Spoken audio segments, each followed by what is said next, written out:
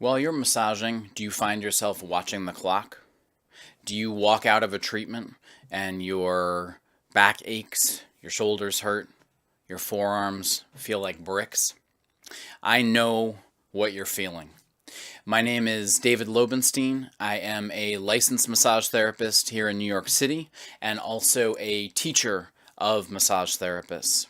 For the last half dozen year or so, I have taught hundreds of massage therapists in my course, Pour, Don't Push, How to Massage with Greater Depth and Ease. We break down the nuts and bolts of each therapist's habits, how we have gotten to do the good work that we're doing, but how we can do it a little bit better in order to avoid pain, avoid exhaustion, all of those things that bedevil us. I guess more than anything, what it has taught me is that quality is more important to quantity, because especially when you work in a health club and you literally see a client every hour on the hour, you begin to feel like you're on a factory line. It just feels like ready, set, go.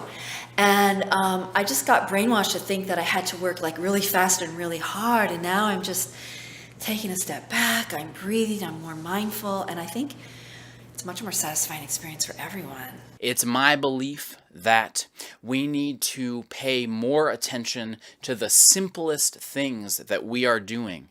The way we're using our hips as we massage, the way that we're using our breath as we massage. So whether you're doing the deepest of deep tissue work or the lightest of Swedish work, Pour Don't Push is applicable to you. Definitely, massage was boring. It was starting to get boring. I've been doing this for 10 years, but now it's like a whole new world is open.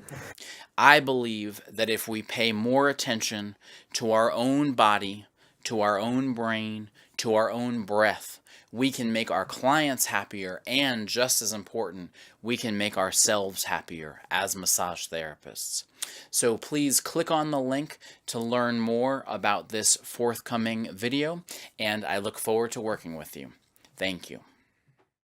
This work has been a saving grace for me because I can find a way to work without the wear and tear, which gives me the satisfaction of doing hands-on body work.